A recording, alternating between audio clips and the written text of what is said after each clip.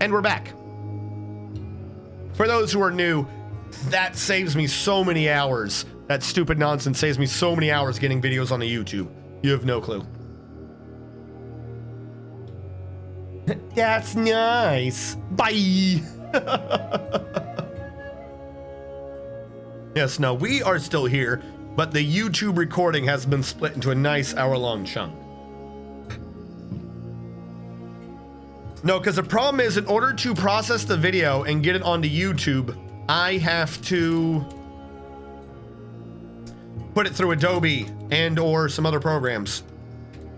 If I just do a Saturday video, it is 8 hours long. It's an 8-hour long solid video chunk, usually about 30 gigabytes. And even with my system, it takes a minute.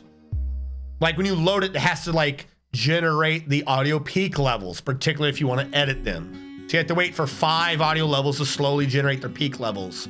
You scrub to an area, you try to balance it out. Every time you make an edit, you have to wait for the edits to go all the way, propagate through the videos, things like that. It takes a long time of actual editing and cutting. Then when you go to render it, it takes half the time. So take out all the editing time and just go to rendering it. If I render an 8-hour video as 8 1-hour videos, it takes 4 hours.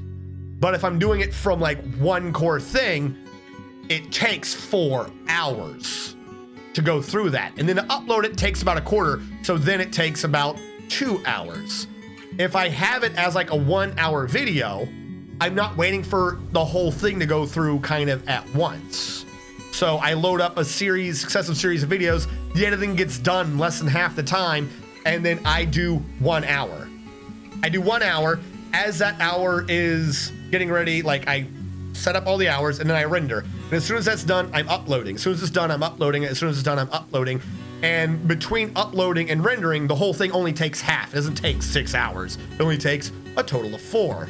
And then later on, I can go back and redo those 8 individual segments into one waste a day marathon edition. And it's way easier to edit it going to a bigger file than it is to edit it going to a smaller file. So I have to set it up individually as all the videos are 1 hour long. It does. So I have assembled my friend's computer, which is catered more towards actually playing games. And it is over there. That is the gaming PC. That sends most everything it's doing. It sends one video to one monitor, and it sends one audio to my audio deck thing right here. It then sends one video to the streaming computer over there, which is better for editing and calculation things. Don't get me wrong, it's still very, very good for gaming, but I think between the two, the friend's computer actually does raw gaming better. That's off of Radeon 7. It's like a enterprise card that was refactored to be a graphics card. So that takes in the graphics, and it also takes in the graphics from the monitor, and it has the streaming software, and it's on this other secondary monitor over here. It uses the processor to quickly and accurately process everything, put it together for a stream, and send that to you guys over the network.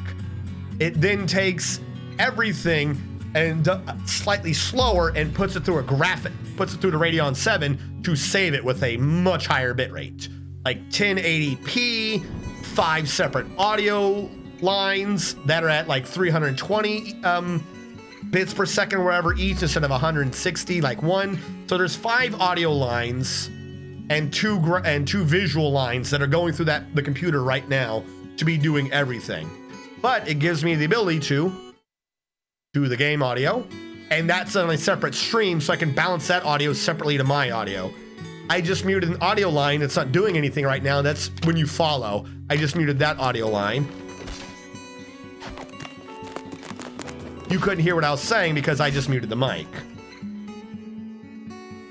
Oh my god, he finally died. We killed the vampire. Please tell me this is enough blood. We have a smear.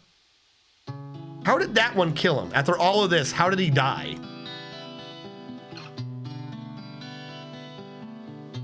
How did you die? Hold on. I'd have taken a broken leg, but you were a vampire. If this doesn't work now, we're fucked. We're fucked if this doesn't work now. Where were you? The last attack was, it was deflected. I don't understand how this man died. He got struck in the neck, but it was deflected. How is he dead? Well, that's some old bullshit. All right. Now we're gonna cheat in some water and hopefully this works. 5, 5, 1, 7.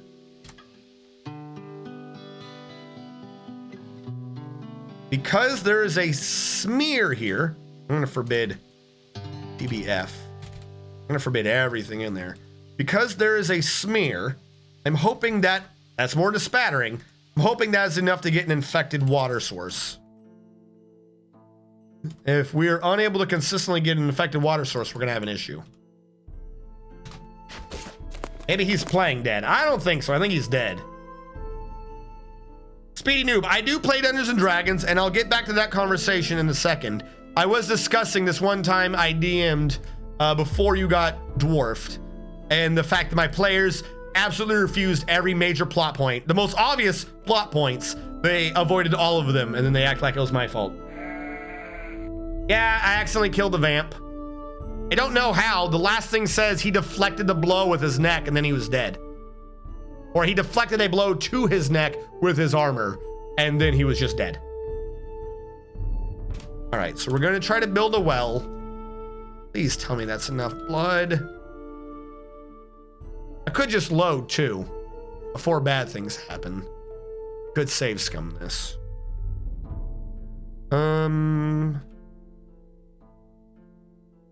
I want a bucket that does not have water in it.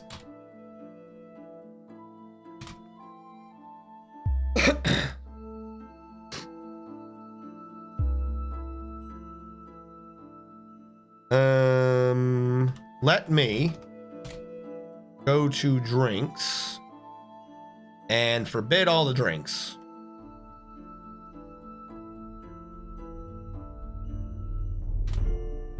There we go. You people need to drink water. What are you doing? You look like you're drinking water. I wonder if he doesn't use a bucket if he gets infected by drinking water from directly up above where it's bloody. Would this be an easier way to spread the water? Or the sickness? Oh, please be. That would be really useful. Come on, build the well. Oh, good, we have Masterpiece Trousers. The day is saved. Can't believe the vampire died. Come on, build. Literally, this entire stream is dependent upon this well working. It's like one of the major goals today is to spread the vampirism. It's just water. Are you fucking kidding me? How are you just water? Fuck it, I'm gonna let them drink this shit dry. I'll let them get salty. I don't care. I do not care. We're gonna do this, and you guys can all be negative thoughts for water, but you guys are going to sit here and slowly drink this well dry, so you consume everything in there, regardless of how red or sludgy it was. So, way back to earlier. Clearly a plot point. They ignored. I think I had to do as an anti-paladin or a blackguard. I think that was the dude who had framed them. So they go in, and she's in there with little sisters and the big daddies, and it's Queen Elizabeth, and they're in like this fucking underground pyramid thing, and I'm half going for this Egyptian thing with her. And her big thing is she's trying to build the empire, but she doesn't want to draw the attention of the Psionic King, because she knows she can defeat the Psionic King because she has the stronger forces. However, she doesn't think she could beat the Psionic King and be recoverable from everyone else. Like, she would ultimately like to create an empire and then like be at trade with everyone else, But if she suddenly announces her presence and has to unleash the type of power it would take to defeat the Psionic King's army, everyone around her would go to war with her. So she's on the down low. She kind of wants peace, but she knows she goes to war early. So she's like, here's what we'll do. I will be your benefactor. Because I know for certain in this realm, you don't have much psionics. So I have rare fucking equipment that you do not have here. I cannot teach you psionics. You don't have the right genetics is what I was going with. Because psionics is one of the few things I don't allow the players to do. It's a little OP. It makes for good opposition. It does not make for fun campaigns when the players are doing it. The only two things I directly ban are psionics. There are some exceptions. And the Magic of Incarnum. This was a 3.5 campaign. Magic of Incarnum, that's because that book was written so poorly, even the writers don't know what the hell is going on in that book. They've admitted as much. So she's like, I will allow you some of our gear. I won't train you. I can't give you, don't have access to any of our classes or our feats or anything. We can have access to some of our gear. I thought this would be good. Work for me. Be like our agents out in the field so that we can grow up bigger, so we can do this peacefully without having to resort to war. Okay, they shake hands and do all that good jazz. They leave and they go, whew, we got out of there peaceful. Quick, let's run before she figures out we were lying to them.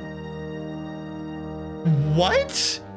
Oh dear God, no. If she's capable of doing enough things that might lead to war, we don't want to be anywhere near her. She's definitely gonna kill us.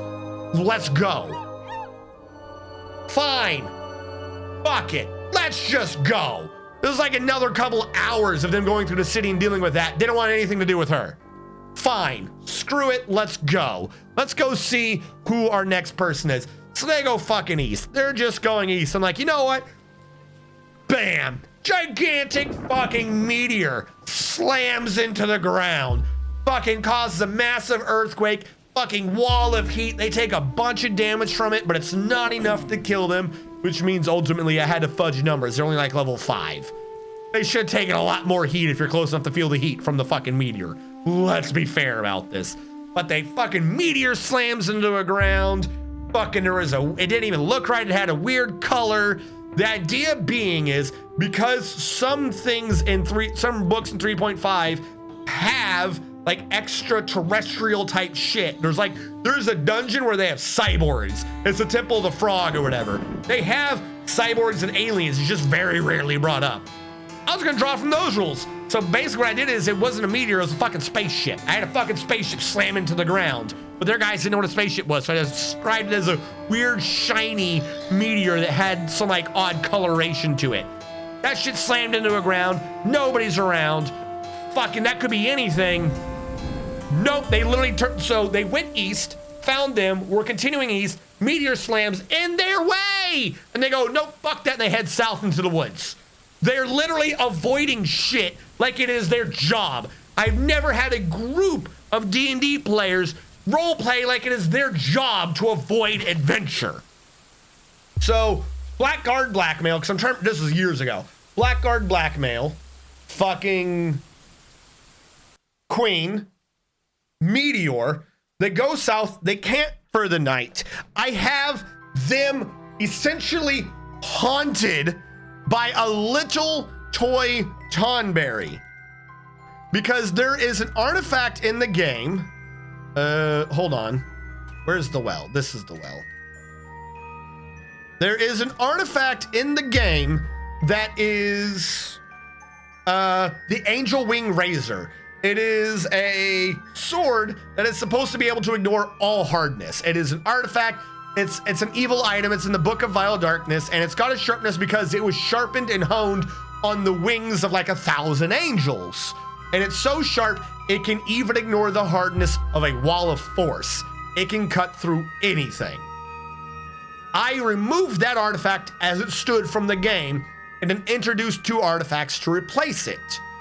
One of which is the not really sentient, like semi-sentient Excalibur. That sounded like an Excalibur to me, so Excalibur I allowed to be created.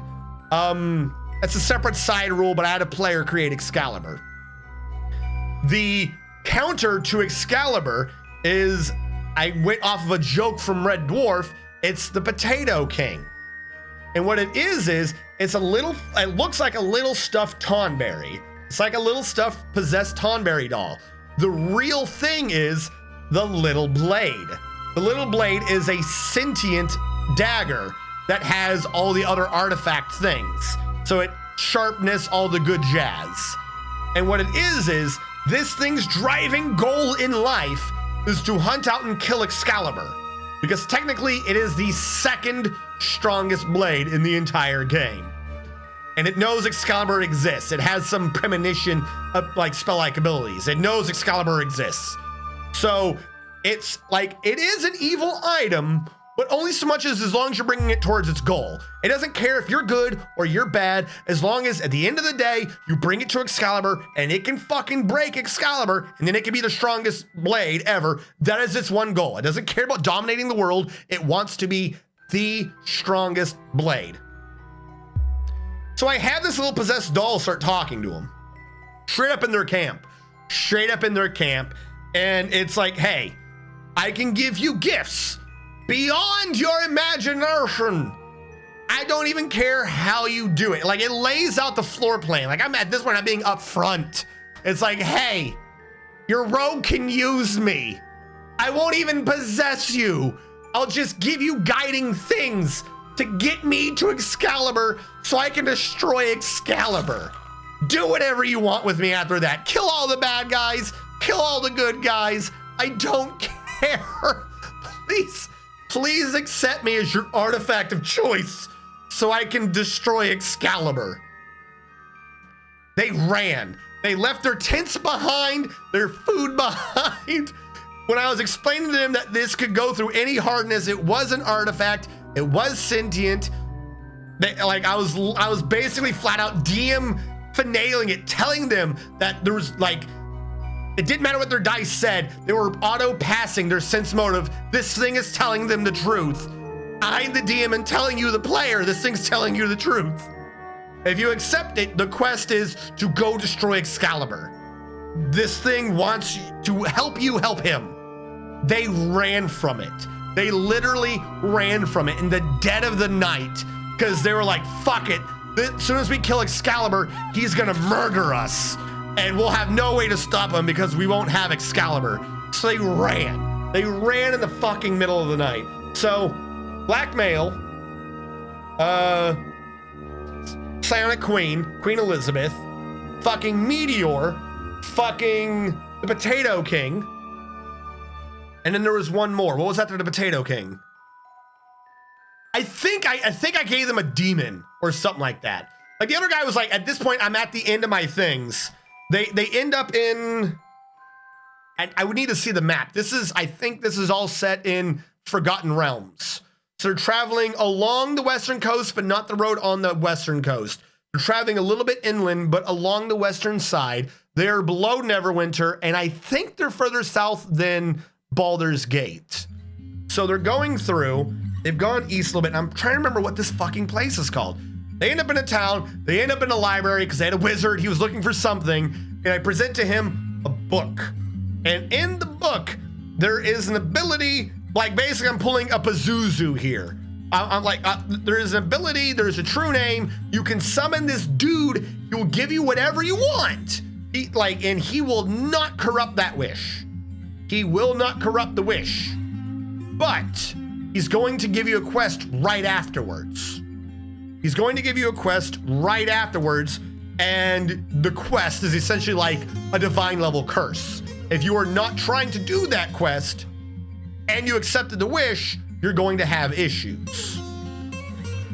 Really, this is an easy way to get out of it. The person who accepts the wish is the one who gets the curse. If he dies and he wishes for something physical, you still get to keep the physical thing. It's like a little plot point just to get people going, but it's not like a I'm railroading you type thing. So they get it, they debate over this, and in the way I DM, I do an inter-realm thing. So in Dungeons & Dragons, Pathfinder, so on and so forth, you can go between different realms, material plane, or different planes. Material plane, lawful plane, heaven, hell, you can go through all the different planes. But I also supersede all of that with a next tier where you can go from Forgotten Realms to Eberron to a place of my own creation that I just boringly called Third Realm. I came up with it way back when, like in 3.0 days. Third realm. And so what his wish was, he's like, okay, can we wish for anything? Yes, anything. And he will follow through on it. He goes, all right. Can he send us to other planes? Yes. Can he do things from other realms? I go, well, yes, but no. I thought they were maybe wishing for Excalibur. I thought they were gonna wish for Excalibur because I had Excalibur in like a small demi realm between the realms. Like you have to go on a quest to find Excalibur. You can't just wish for that shit. So I was like, well, you are here, so he could put you somewhere, but he can't bring something that is there here. So I thought if they're going for Excalibur, I'll bring him to Excalibur, but then they have to be in Excalibur's realm and deal with shit backwards. That's what my thought was. They go, okay. They talk to each other and they go, our wish is to go to Eberron. All right, so they wish themselves to Eberron. They're now not in the realm he is, so we can't apply the curse to him. So now they're in a completely different fucking game, completely different rules I had set up nothing for, and I had nothing laid out for them at all, because I did not think they would be in Eberron.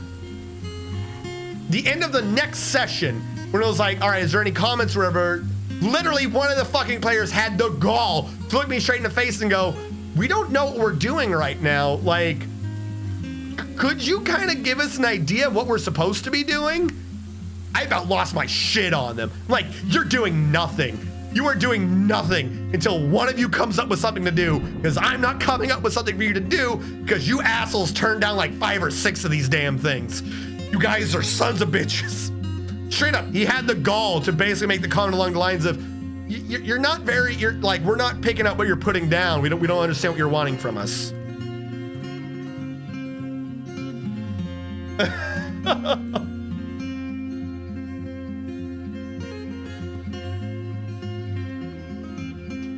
That's when you force them into an adventure. That's what I'm saying. That's the one thing though. That is my weakness as a DM. I'm very good at being like, okay, this is how you play. This is your stats. This is the type of adventure that would work best for you. These are the type of events that would be stressful for you, but you would be very happy if you succeeded. Like, oh my God, you remember that time. I'm very good at planning out the campaigns. But none of that feels good if I force you into it. You know what I'm saying? So I'm not good at railroading players into the campaign. I don't think you were here for the beginning of this. The beginning of this was my weakness as a DM is my first 2 or 3 meetings are always boring. I do not do well at railroading people into campaigns because I write like 6 or 7 campaigns. And by the way, the ones you don't choose are still going. It is up to you as the players if you do them all simultaneously or if you ignore a few. So if they had not assisted the, if they had not assisted Queen Elizabeth, then yes, she would have eventually made herself known, but without assistance, she would have drawn the attention of the Psionic King, and at some point, I would have had like a little micro war happening in the southwestern portion of Forgotten Realms. And it would have been a lot of psionic rules, and it would have been quite a bit of bullshit. And a lot of the shit that they tend to do whenever I bring the psionics in is try to lock out divine powers, try to do like areas of anti-magic and shit like that, because one of the ways they set it up at 3.5 is psionics can be treated differently to regular magic. So whenever they start doing things, people interrupt, what they start trying to do is remove the weave, because psionics don't use the weave. So that would have been an adventure. If they had not dealt anything with her, at some point that would have happened. Now the quests people are not on are drastically delayed though. So if it's a quest the players are actively doing, I'll have the timeline set up so in 1 month, event X will happen. They have 1 month to figure out, somehow, it's on them, if event X is going to happen, that event X is going to happen, and whether or not they care about interrupting event X.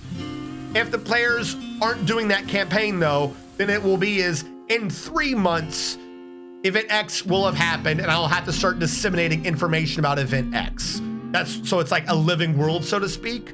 So whatever they don't do is slower, but I never had players like actively running from every plot hook. Just no, just running from everything. Why are they dumping booze on the ground, I wonder? It's really weird.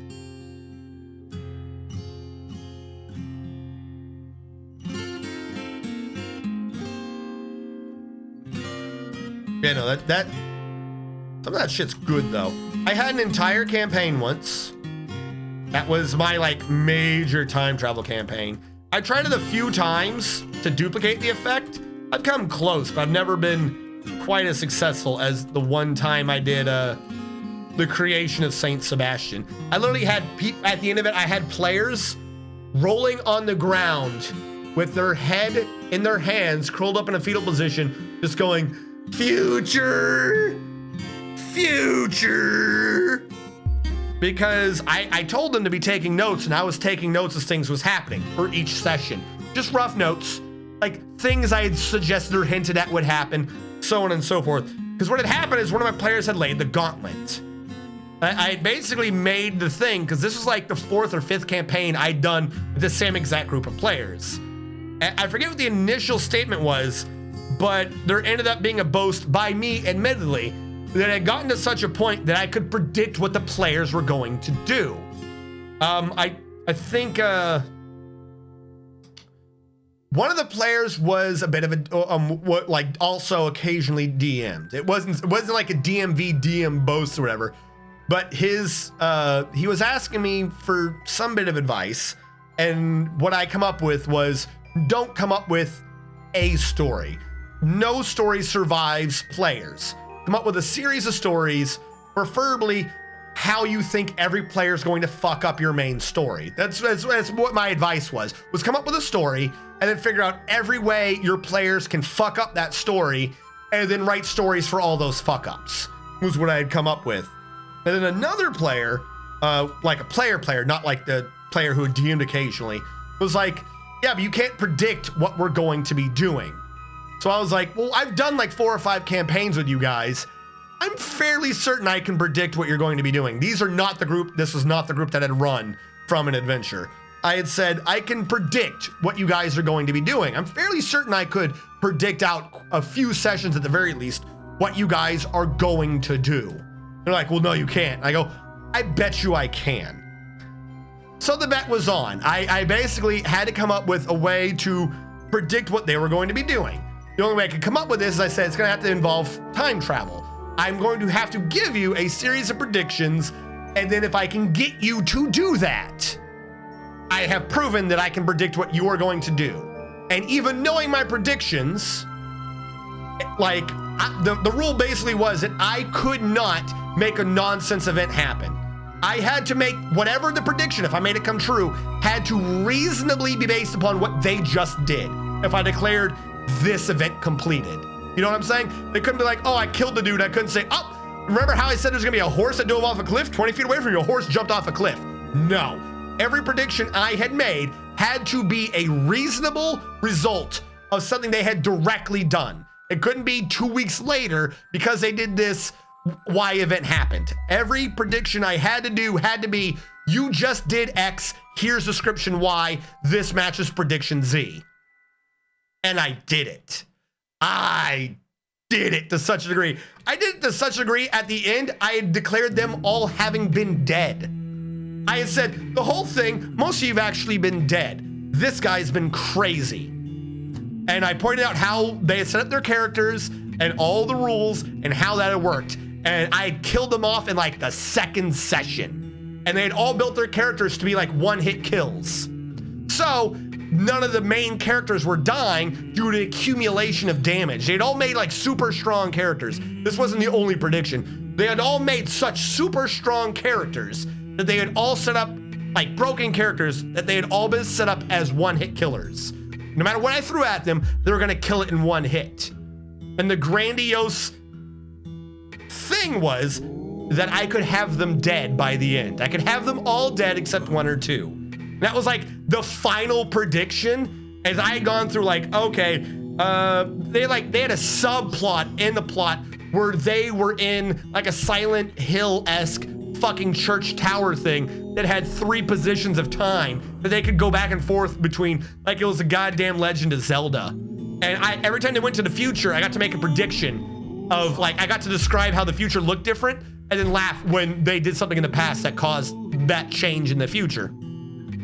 Until we got all the way to the end and they were all alive and the ending happened. happened, and I killed everyone. Like, it was basically I set off a nuclear bomb. I killed everyone. As I described, a lot of them don't appear to be getting affected. We're going through it, we're going through it, we're going through it, and I'm like, oh, that's right. You know, I go to the one dude who's playing a fucking saint, and I go, make a will save. I go, you have to make a will save. And he did bad. I go, you're crazy now, as you realize your friends have been dead the whole time. And they're like, what do you mean dead? And I go, well, second session, before you guys all had your super strong stats, you all failed that massive fort save. And I gave you all a bunch of damage, remember? And they're like, yeah. How much damage did I say? They're like, it was lethal. And I go, but you didn't die, right? After we went through all the damage, I described it from his point of view, and you guys were in the room with him. And you guys just all blew it off like I DM Fiatted it away, and you didn't die. I go, I never said you didn't die. I just kept DMing, and you went with it. And they're like, what?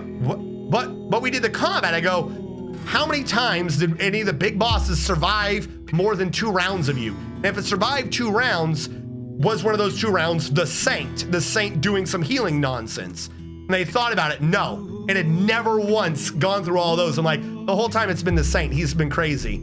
He's got like mad high levels, way higher than I've been attributing for, if you consider one dude's killing all the bosses. Consider one dude's killing them all, and he's getting all the experience. He probably has the stats that you guys have been doing, because he's also fucking yacked. Straight up. I literally had a dude on the floor, curled up in the ball, the guy who's playing the saint, just going, future. I was like, there we go. And that campaign took like months. That campaign took months to get through. And I think at the end there was like one prediction I had not pulled off. And that's just, I thought someone was going to be a little bit more of a joke character. I forget what the prediction was. There was literally one prediction I hadn't done, and that didn't come true. And it was because I didn't predict that one player was going to start taking it seriously. I didn't predict a player was going to take it a little more seriously. And it was something stupid. Like he it's one of those like, oops, I did it bad. I hit a lever I shouldn't have. I forget the exact prediction. But that was like the one thing I got wrong, is all of a sudden the player decided to take it seriously, and I didn't predict that the player was going to do that. I always have to try and force them and feed them along before they start looting all the NPCs. How a player plays a lesbian female atheist Arakora who looted. That is fucking weird. That is a lot. Well, see, so that's the thing. Like, I'm willing to bet somewhere in there I have some of my notebooks. But what I do is this is how I plan out all my campaigns, is along these lines. Is I'll say, okay, I'm trying to remember the one I did when I was in the Middle East. The players were in Forgotten Realms to the east. I want to say it was near Kalimsham. There's a lake to the east, and to the northeast, you have evil pirate slave takers. To the south of it, you have some, and Redwood Thay. That's what it is. To the east, near a river, and to the northeast of the, lake, and to the northeast of the lake is Thay. And in Thay, it is like a magocracy. The wizards rule. The stronger a wizard you are, the higher a tier up you are. And if you're not a wizard, you're basically just a slave to the wizards. And they literally put like branding marks on you and shit to make you do what they tell you to do. They're very evil. I had one person who was trying to be like, there was an NPC who was trying to be good, was trying to like ferry people out a la the Underground Railroad, was trying to get people out, break the spells and shit, and free them across the lake. So I'd written down what the person was doing, and on this time they're going to be doing that. At fucking Tuesday the 12th of fucking Sunstone or whatever it was, she's going to be bringing her boat to the west. She's going to be going to an allied city. By this point, the players should be talking to her and dealing with her, and 3 of the players ended up wanting in that city, or were going to be wanting to get in that city. So what I had written down was 3 possible encounters. A, they had made friends with a succubus. If they made friends with a succubus and only made friends with a succubus, they're going to be in trouble because the succubus is an evil, like demonic arcane creature, and they tend to be working with Fae. So they're going to be getting in trouble. However, and I especially know, however, if the person that makes friends with the succubus is like this non-social dude, he was a barbarian. If the person that actually is the one who makes friends with the succubus is the barbarian, he is likely to put her in charge because the player played as barbarian dumb. So I had written down, if barbarian player is the one who makes friends with succubus, he's likely to put her in charge during this event. And I had an entire thing written out of what would the succubus do if she is put in charge during this event. So the event happens. It was the barbarian for some reason, not the bard, not the wizard. It was the barbarian who had made friends with the succubus. All right, they're going through, bad shit starts happening. He says, hey, you know this magic shit, because they were trying to stop their shit out. They were trying to stop the ship. They were not allowing it to dock. They were like, we are detecting weird fucking shit from you. Stop out there. If they had just stopped, they would have been fine. They would have been fine if they just stopped. Barbarian doesn't look to the wizard, doesn't look to the fuck anyone else, goes to the succubus and goes, they're not letting us in. What do you think we should do? The other players are there. They'll stop her. The wizard, who's supposed to be the smart one, goes, yeah, she's more in this region, she says. Let's do what she says. Like every other player went along with it. So yeah, they put her in charge. And her thing was, because she's fucking evil, was fuck it. Let's attack them. I don't like them. I kind of like my friends, and they're not letting us in. Let's create some fighting. If we're able to get in, we can go stealthy. We just need to get to shore, and they're trying to keep us at shore. So randomly, they basically started bombarding the fucking port because they wanted to try to get past the guns. They had boats coming out, and they knew they couldn't outrun them. So their thought was, because she had suggested fighting, bombard the port. Bombard the port, then we'll crash land into the port, and we'll disseminate into the town, and they won't be able to find us. Because they put her in charge, and she suggested fighting their way through. So she was in charge, she suggested fighting their way through, everyone went with it, and I'd already had set up exactly how that type of fight would go, including the fact that she's likely to summon reinforcements and shit. So they had destroyed a lot. They went through, don't get me wrong, it went through and it destroyed the port. However, what I had at the end of that note of all that fighting, if they do this and successfully destroy the port, the town will not be able to repair the port defenses in the 6 weeks it takes for the Thays to start their invasion. So 6 weeks later, that village was essentially taken over. Not a village, just town, whatever, was essentially taken over. And then when they heard about it, they were like, no, because that's where they were setting up their stronghold. They're like, no, they're good. They have high-level people. I was like, yeah, they do. But for some reason, the port defenses were down. That's what I'm good at. I'm good at having notes of, if the players do this dumb thing, they will cause this bad thing. This is the adventure type they'll have to have. If players don't, this can happen. This will be the result 4 months from now. I'm very good at making notes of what the players might do, good, bad, or indifferent. And then a period of time later of, if this happens, then when the AI is doing the AI versus itself as a backstory, this event will happen. So yeah, that town ended up getting invaded and the players felt real bad afterwards. Because they had destroyed the ports. That was Control C to clean. It is. Hey, Eldritch. But as a counter, though, 2 weaknesses to this. 2 big weaknesses. One, first couple sessions are boring as fuck.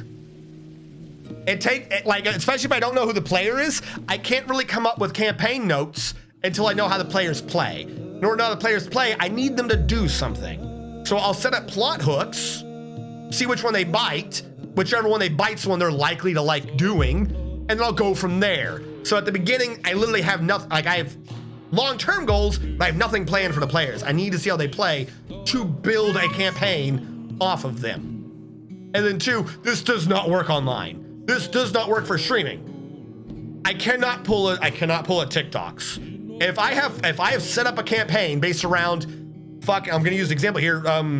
Stephen Robert. If I have a campaign set up around the idea that Stephen Robert plays like X, and then the critical moment where I might need, where what I plan for is based upon whether or not Stephen Robert does or does not play like X, or if freaking Eldritch stops Stephen Robert playing like X. If those two don't show up and two other players show up, literally the plan doesn't make sense. You know what I'm saying? I cannot. I would love to DM on stream. I cannot handle the fact that people don't show up. Or I cannot basically handle the fact that people have lives. Why is some of the bleeding gone? Nobody could be cleaning up down there, right? Hold on.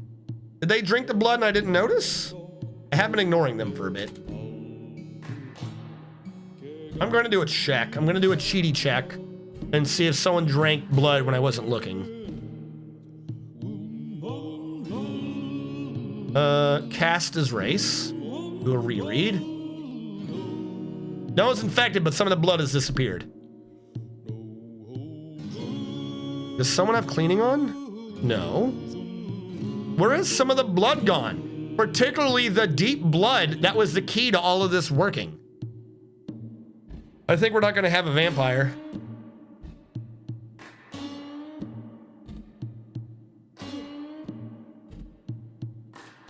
Fuck me.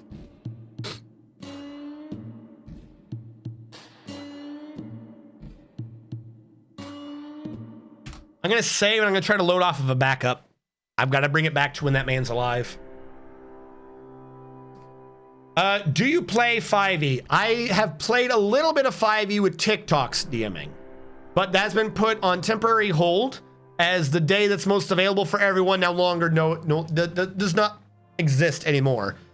In his game, I was playing a gnome called Fonkin Tiny, who was an illusionist who specialized in the sleep spell.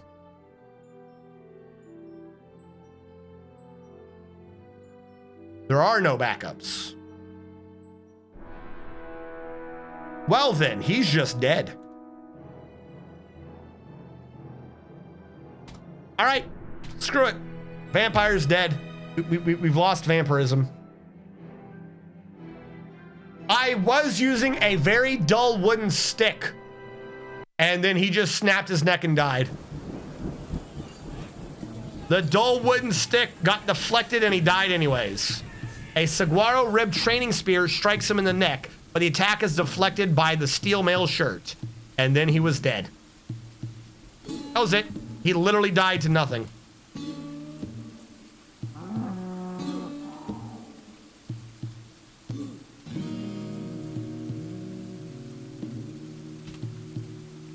Is there a way to turn on the script where they spread contamination? Hold on, I'm doing this in the wrong one.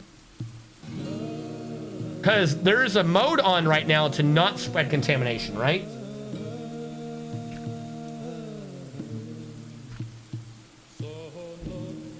I can let them in and let them walk around and that will spread contaminants everywhere.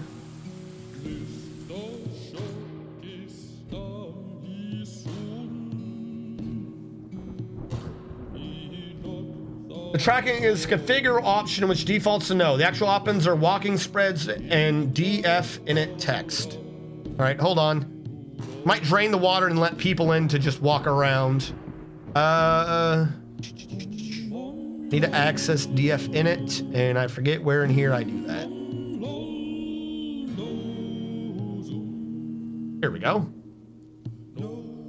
This is the right one.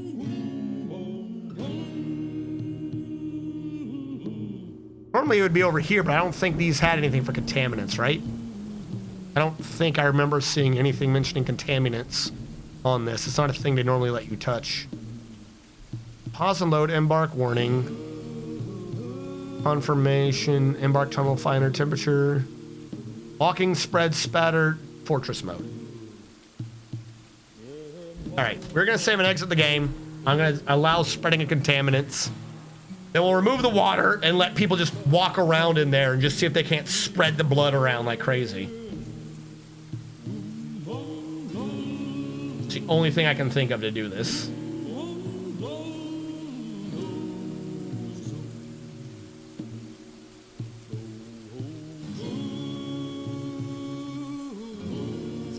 Thanks to Mick Geck. All right, what is Mick Geck? Apparently, oh.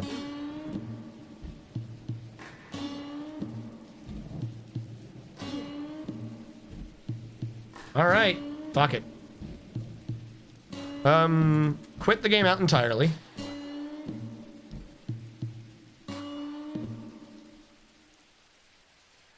No, that's funny, but that cannot be true. He didn't care earlier. We've been hitting this man all day. We've been hitting this man all day with wood, and he did not care. Let me just make sure that that's saved with a yes. All right, try this again. Everyone still has cleaning off.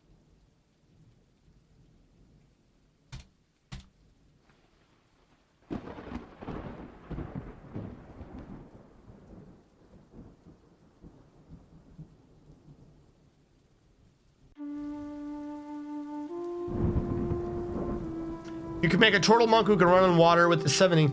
So, yeah, I'm sorry. So, yeah, I had made a character. It seems interesting, but like I have to be that grouchy dude. Unfortunately, I have to be the grouchy dude.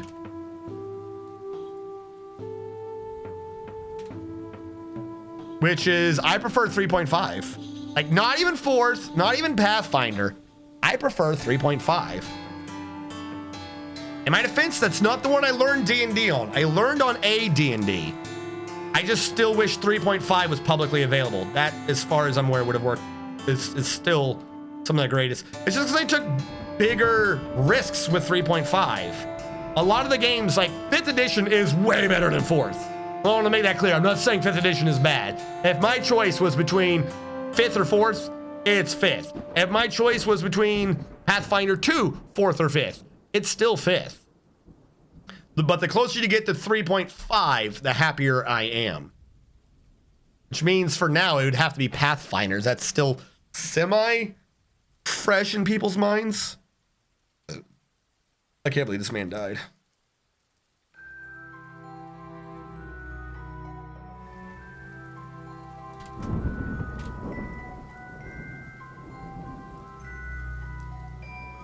You from Indy, RNG? What do you mean I'm from Indy?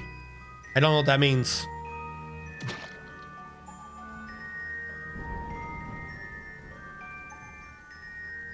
If they don't walk in the blood, though, they're not going to spread it, are they? Give me a sec.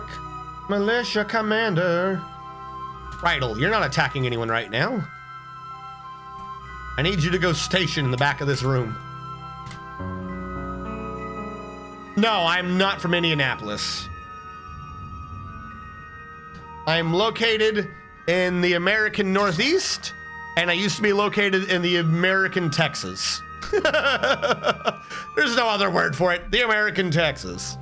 For instance, the end of this month, is it next week? 2 weeks from now. 2 weeks, I will not be streaming on the 29th because I will be at PAX East. I will be doing updates on Twitter and the like, but I do not have a live stream set up like TikTok's does. So I will be appearing in his, but I myself will not be streaming. Assuming he's doing a live stream, he might not be. I don't want to say what he is or is not doing, because I'm gonna tell you the truth, I don't know. Ah, because I'm from there. Nice. Now, House Center, are you in Tornado? Are you in Tornado Alley? Are you in Tornado Alley Center? Or, I don't know, does all of Indianapolis count as Tornado Alley?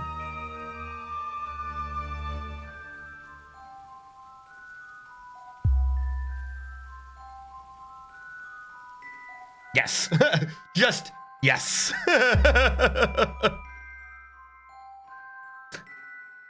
like how there's an area in the middle of Texas, not Texas, but middle of America. There's just this area, and it's like, oh, all right, describe that area there. It's called Tornado Alley. It's where the wind decides it hates you existing. There's a lot of us that live there. We just love living in that area. The fucking sky gets angry and goes, yeet.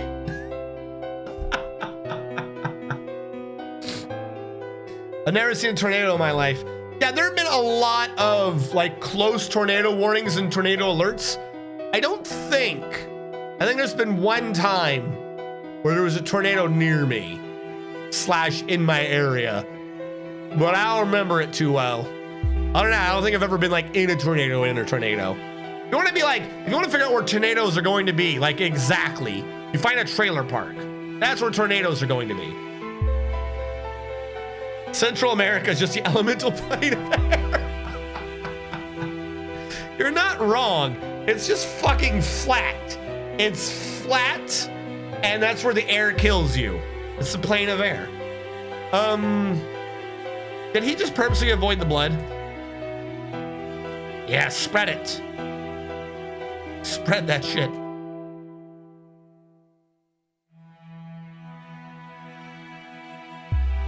He's not spreading it. Did I need that setting set before I started this thing? Before I started the base? That is below the well. By their own definition, that should have blood in it.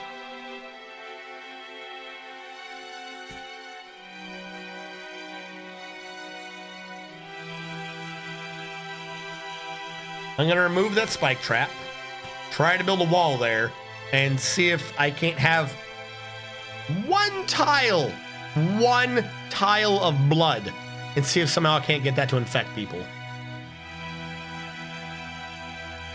No, the liquids command, which is what I use to cheese in the water whenever I'm trying to do experiments, is related to,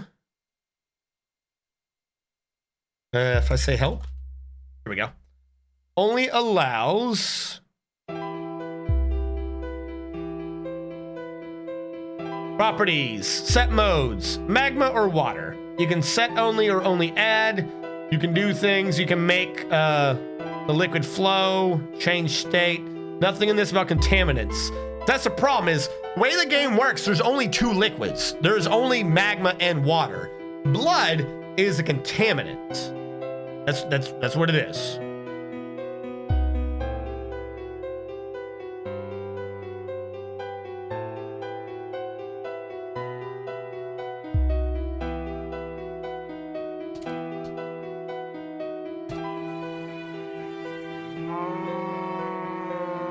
Have I tried it? No. I have read a bit about it, but until DF Hack updates to it, I have not tried it like at all, not even on my own personally, because I'm genuinely slightly worried that I might enjoy it too much and want to switch over. Like I'm still at that thing where ultimately it'd be better to stick with this because of how much effort we've put into this. And then there's also the new version. So what's going to happen here is I don't think we're going to finish this base. Like, not even, I don't think I had the attention span to finish this base, not even lag. Or we're going to get to a point, we'll say 2 weeks tops after Lazy Noob Pack or DF Hack updates to the latest Dwarf Fortress, where everyone watching Dwarf Fortress is going to want to be watching that version. So the excuse I have right now for not updating is this is still Lazy Noob Pack. Once Lazy Noob Pack is updated, I got maybe one weekend after the weekend where people are like, okay, he updated it, whatever, it'll be updated for next weekend. By that second weekend, I don't think like your average person's going to be giving me the benefit of the doubt on not doing it. So at that point, if we're going to be wanting to do things, I'll probably have to have been updated. If Hack works for the new version. It's not, Lazy Noob Pack hasn't updated. You mean it's up? I had this thing checked this morning. Did it just check? Hold on. No. I just checked. It said 44 right before the stream. When did this update? I checked before the stream. That's 4412. That's not 47. That's 4412. What do you mean it's out? It is springtime. All things are made new. First of all, what do you mean Firefox still exists? Second of all, why is... Go to the second to last page.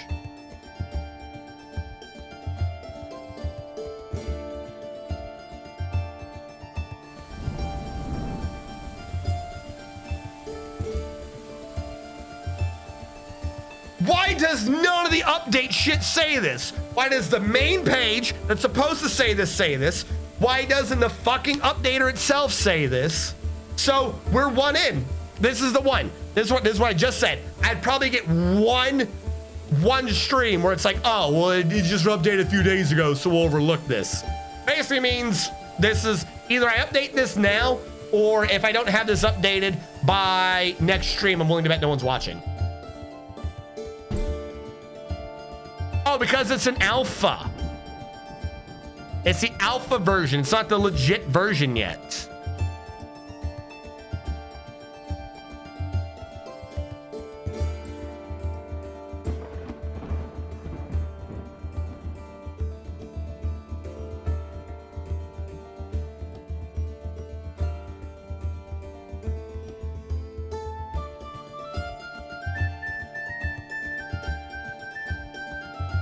Text will be text. Oh, and I definitely don't want to do that.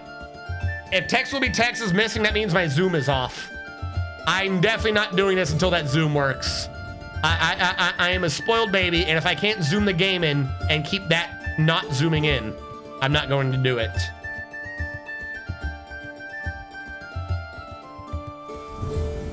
Oh shit, it's real. Update it. Then just use Fast Dwarf 1 to catch up.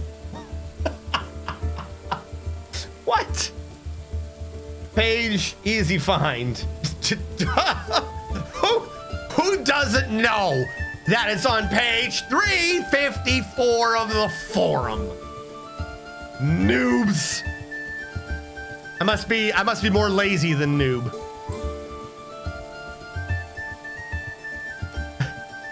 Yeah, no, it's an alpha, and apparently it doesn't have text will be text yet. Insane Gifter is dead. Why is Insane Gifter dead? Why did Insane Gifter die? I'm guessing they're dying of old age? Insane Gifter died.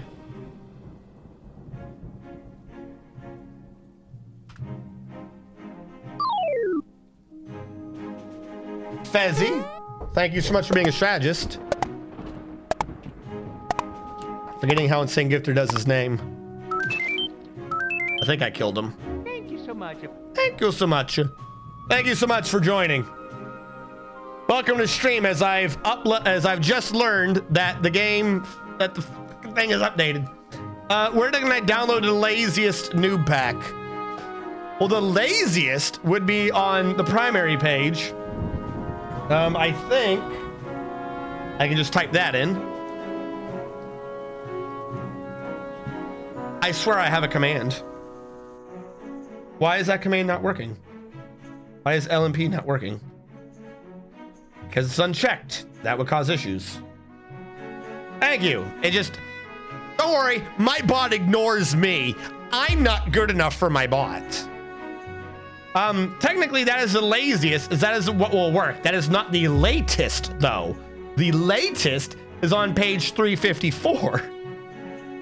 It is an alpha and doesn't have all the updates right now. So we have that. We have that.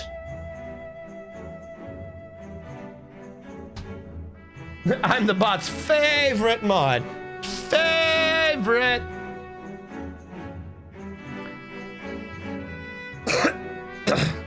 It sure shit ignores me. Boom, boom, boom, boom, boom.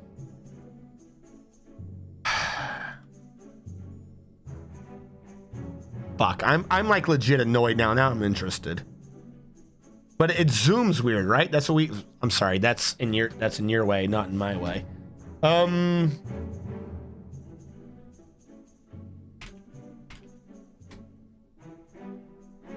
Is there any news when it's gonna be on the main page or when the second part's updated?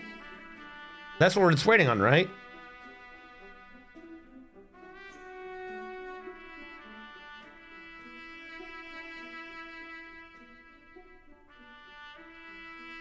Sounds like you're missing text will be text. I don't think the pre-release pack includes text will be text. Is most likely the reason, even though the current version has text will be text in the files, you cannot currently select it. I like utility because there's multi-plan variant and memory, liberating a whole lot of system memory. What? What are you talking about? What's this man talking about?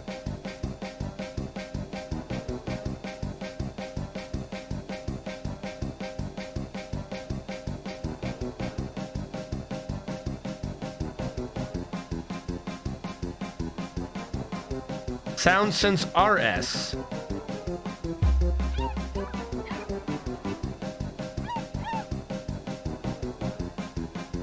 There's a new SoundSense? Holy shit. How is there another SoundSense?